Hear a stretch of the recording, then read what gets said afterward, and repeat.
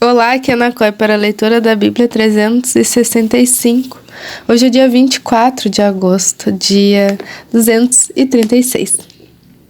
A nossa leitura se divide em 4 partes: Antigo Testamento, Novo Testamento, Salmos e Provérbios. O objetivo é que possamos juntos fazer um devocional da palavra, alguns minutos diários, para se conectar com as Escrituras Sagradas. Te convido a escolher um local confortável e de preferência silêncio, para que você possa desfrutar deste momento em Cristo. Na autoridade do nome de Jesus, peço que o Espírito Santo transborde os nossos corações e o torne ensinável, para que possamos receber as revelações no dia de hoje. Antigo Testamento, Jó, capítulo 12, versículo 1. Então Jó respondeu: Na verdade, vocês são o povo, e com vocês morrerá a sabedoria. Mas eu também tenho entendimento, em nada sou inferior a vocês. Quem não sabe coisas como essas? Eu sou motivo de riso para os meus amigos. Eu que invocava a Deus, e ele me respondia. O justo e o reto são motivo de riso. O pensamento de quem está seguro há desprezo pela desgraça, um empurrão para aquele cujos pés já vacilam. Os opressores têm paz em suas tendas, e os que provocam a Deus estão seguros, e Deus deles é a sua própria força. Mas pergunte agora aos animais, cada um deles o ensinará. Pergunte às aves do céu, e elas lhe contarão. Ou fale com a terra, e ela o instruirá. Até os peixes do mar lhe contarão. De todos estes, quem não sabe que a mão do Senhor fez isto? Na sua mão está a vida de todos os seres vivos, e o espírito de todo o gênero humano. Por acaso o ouvido não avalia as palavras, assim como o paladar prova as comidas? Está a sabedoria com os idosos? Será que a longevidade traz o entendimento? Com Deus estão a sabedoria e a força. Ele tem conselho e entendimento.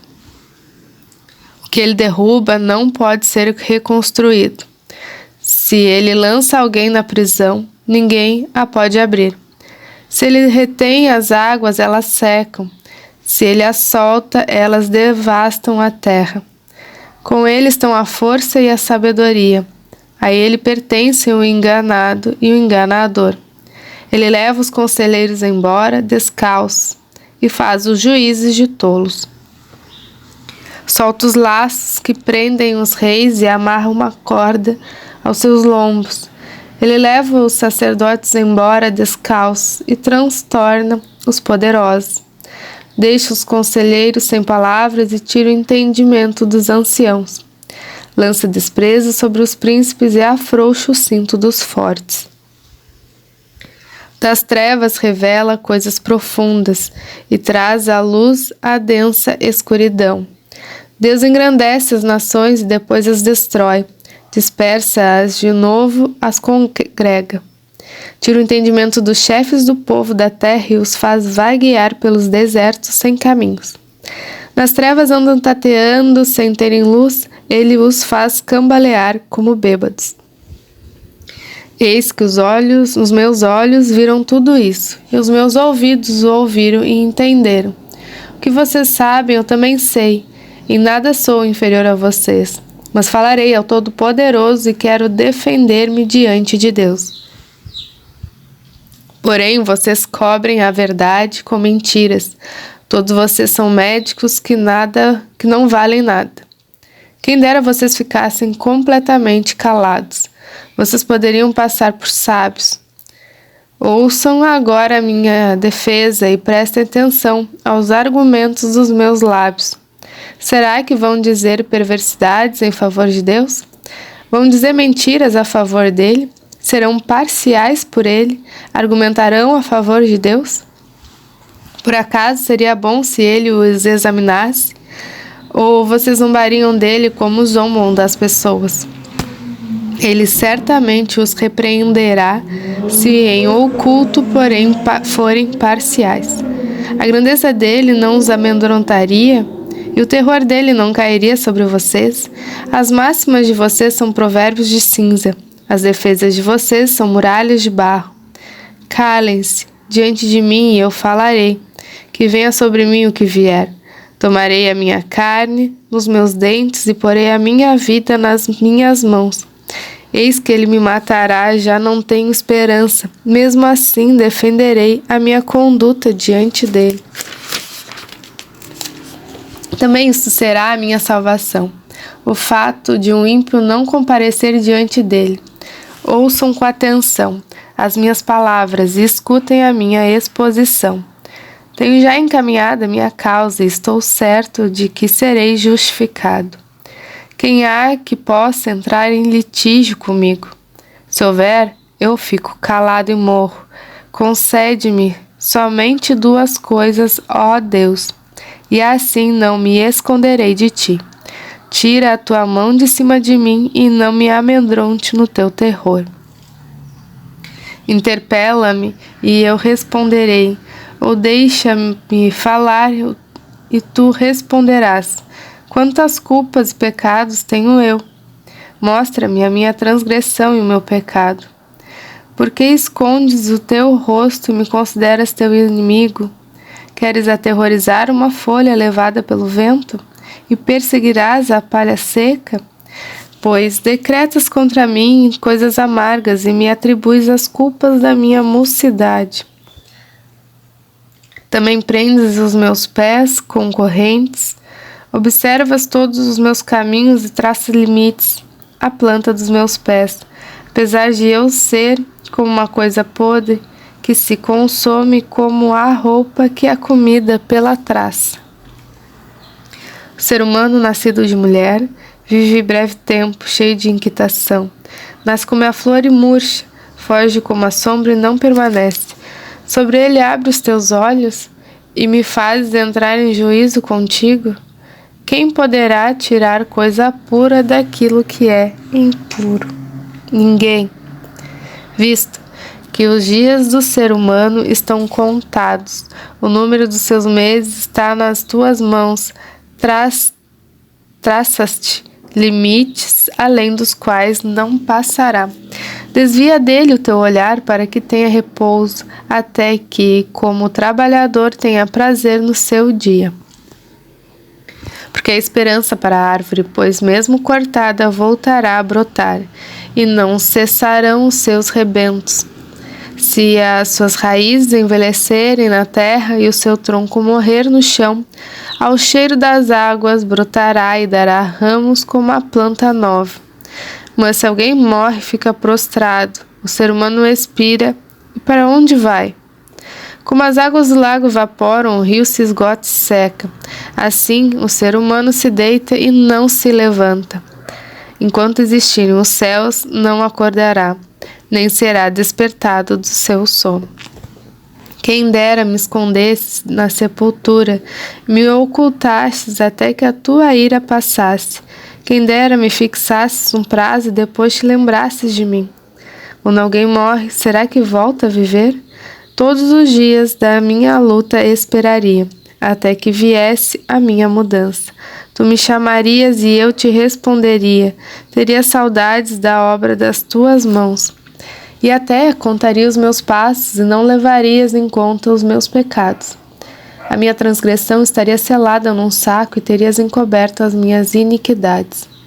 Mas como o monte que desmorona e se desfaz e a rocha que se move do seu lugar, como as águas gastam as pedras e as cheias levam o pó da terra, assim destróis a esperança humana. Tu prevaleces para sempre contra o ser humano e ele passa. Mudas o semblante dele e o despedes. Os seus filhos recebem honras e ele não sabe. São humilhados e ele não percebe. Ele sente as dores apenas do seu próprio corpo e a sua alma lamenta apenas por si. Então Elifaz, o temanita, tomou a palavra e disse: será que um sábio daria respostas vazias? Será que encheria a si mesmo de vento leste? Argumentaria com palavras de que nada servem e com razões das quais nada se aproveita? Mas se destrói o temor de Deus e diminui a devoção a Ele devida, pois o que você fala se inspira em sua iniquidade, e você adota a língua dos astutos. A sua própria boca o condena e não eu. Os seus lábios dão testemunho contra você. Será que você é o primeiro homem que nasceu? No caso, você foi formado antes dos montes? Será que você ouviu o conselho secreto de Deus e detém toda a sabedoria? O que você sabe que nós não sabemos? O que você entende que nós não entendemos? Também há entre nós homens idosos de cabelos brancos, muito mais velhos do que seu pai. Você faz pouco caso das consolações de Deus e das suas suaves palavras que dirigimos a você? Porque você se deixa levar pelo seu coração? Porque os seus olhos flamejam para que você dirija contra Deus o seu furor? E porque deixa que tais palavras saiam de sua boca? Que é o homem para que seja puro, que nasce da mulher para ser justo. Eis que Deus não confia nem nos seus santos, nem os céus são puros aos seus olhos, quanto menos o homem que é abominável e corrupto, que bebe iniquidade como a água. Escute o que eu vou explicar, vou contar-lhe o que eu vi. Os que são sábios anunciaram sem ocultar nada, tendo recebido dos pais deles, os quais somente foi dada esta terra, sem que nenhum estrangeiro passasse entre eles. O ímpio é atormentado todos os dias, no curto número de anos que se reservam para o opressor. O som dos horrores está nos seus ouvidos. Na prosperidade lhe sobrevém um destruidor. Não crê que possa escapar das trevas, e sim que a espada o espera? Anda vagando em busca de pão, dizendo: onde está? Bem sabe que o dia das trevas está perto. A angústia e a tribulação o assombram, prevalecem contra ele, como o rei preparado para a batalha, porque ele levantou a mão contra Deus e desafiou o Todo-Poderoso. Arremete contra ele obstinadamente, protegido por um grosso escudo, porque cobriu o rosto com a sua gordura, que se acumulou também na cintura. Morou nas cidades assoladas, em casas em que ninguém devia morar, que estavam prestes a virar ruínas. Por isso não ficará rico, nem subsistirá a sua riqueza, nem se estenderão os seus bens pela terra. Não escapará das trevas a chama do fogo, secará os seus rebentos, e ao sopro da boca de Deus será arrebatado. Que ele não confie na vaidade, enganando a si mesmo, porque a vaidade será a sua recompensa. Esta lhe chegará antes da hora e seu ramo não reverdecerá. Será que a videira que perde as uvas ainda verdes, como a oliveira que deixa cair a sua flor? Porque a companhia dos ímpios será estéril, e o fogo consumirá as tendas do suborno. Concebem o mal e dão à luz a iniquidade, e o coração deles só prepara enganos. Novo Testamento, 1 Coríntios, capítulo 15, versículo 29. De outra maneira, que farão os que se batizam por causa dos mortos? Se de fato os mortos não ressuscitam, por que se batizam por causa deles? E por que também nós nos expomos a perigos a toda hora, dia após dia? Morro. Eu afirmo isso, irmãos, pelo orgulho que tenho de vocês em Cristo Jesus, nosso Senhor. Se como homem lutei em Éfeso contra feras, qual foi o meu proveito? Se os mortos não ressuscitam, comamos e bebemos, porque amanhã morreremos. Não se enganem, as más companhias corrompem os bons costumes. Voltem à sobriedade como convém e não pequem, porque alguns ainda não têm conhecimento de Deus. Digo isso para a vergonha de vocês. Mas alguém dirá: como é que os mortos ressuscitam? E como que corpo virão? E com que corpo virão? Insensato! O que você semeia não nasce, se primeiro não morrer. E quando semeia, você não semeia o corpo que há de ser, mas o simples grão, como o trigo ou qualquer outra semente. Mas Deus lhe dá corpo como Ele quer dar, e a cada uma das sementes dá o seu corpo apropriado. Nem toda a carne é a mesma, porém uma é a carne dos seres humanos, a outra a dos animais, a outra das aves, a outra dos peixes. Também há corpos celestiais e corpos terrestres. E sem dúvida, uma é a glória dos celestiais e outra dos terrestres. Uma é a glória do sol, outra a glória da lua e outra a das estrelas, porque entre estrela e estrela há diferenças de glória. Pois assim também é a ressurreição dos mortos. Semeia-se o corpo na corrupção, ressuscita na incorrupção. Semeia-se em desonra, ressuscita em glória. Semeia-se em fraqueza, ressuscita em poder. Semeia-se corpo natural, ressuscita-se corpo espiritual. Se há corpo natural, há também corpo espiritual, pois assim está escrito: primeiro homem, Adão, se tornou um ser vivente, mas o último Adão é o espírito vivificante. O que vem primeiro não é o espiritual, e sim o natural. Depois vem o espiritual. O primeiro homem, formado do pó da terra, é terreno, e o segundo homem é do céu. Como foi o homem terreno, assim também são os demais que são feitos do pó da terra. E como é o homem celestial, assim também são os celestiais. E assim como trouxemos a imagem do homem terreno, traremos também a imagem do homem celestial. Com isto quero dizer, irmãos, que a carne e o sangue não podem herdar o reino de Deus, nem a corrupção herdar a incorrupção. Eis que vou lhes revelar um mistério. Nem todos dormiremos, mas todos seremos transformados no momento, num abrir e fechar de olhos, ao ressoar da última trombeta.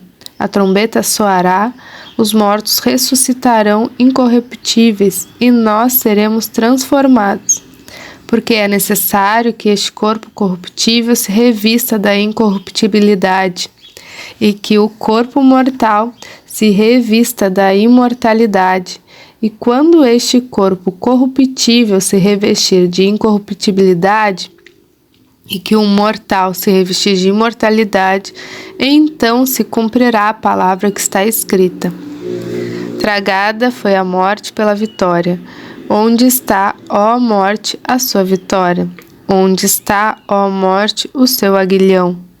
O aguilhão da morte é o pecado, e a força do pecado é a lei. Graças a Deus que nos dá a vitória por meio do nosso Senhor Jesus Cristo.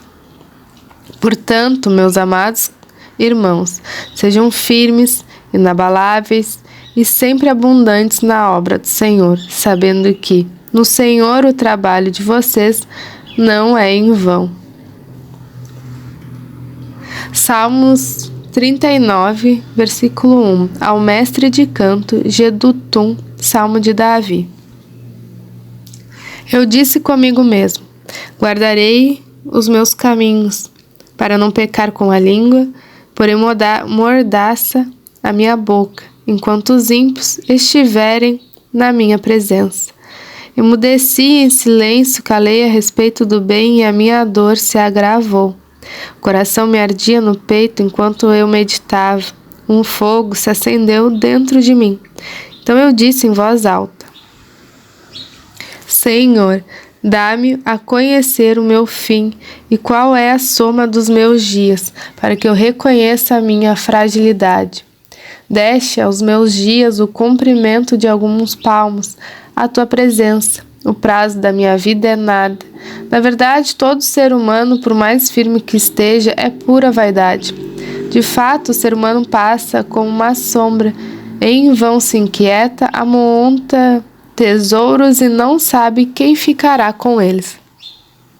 E eu, Senhor, que espero, Tu és a minha esperança. Livra-me de todas as minhas iniquidades, não permitas que os insensatos zombem de mim. Emudeço, não abro os lábios, porque tu fizeste isso. Tira de sobre mim o teu flagelo, pelo golpe de tua mão estou perecendo. Quando castigas alguém por repreensões, por causa do pecado, destróis nele como traça o que tem de precioso. De fato, ser humano é pura vaidade. Ouve, Senhor, a minha oração. Escuta-me quando grito por socorro. Não fiques insensível às minhas lágrimas, porque sou forasteiro diante de ti. Peregrino, como todos os meus pais o foram. Desvia de mim o olhar para que eu tome alento, antes que eu passe e deixe de existir. Provérbios, capítulo 21, do 30 ao 31. Não há sabedoria nem entendimento, nem mesmo conselho contra o Senhor. O cavalo é preparado para o dia da batalha, mas a vitória vem do Senhor. Muito grata por mais uma leitura. Tenha um excelente e extraordinário dia. Transborde esse áudio para aquelas pessoas que você lembrou hoje. Deus te abençoe.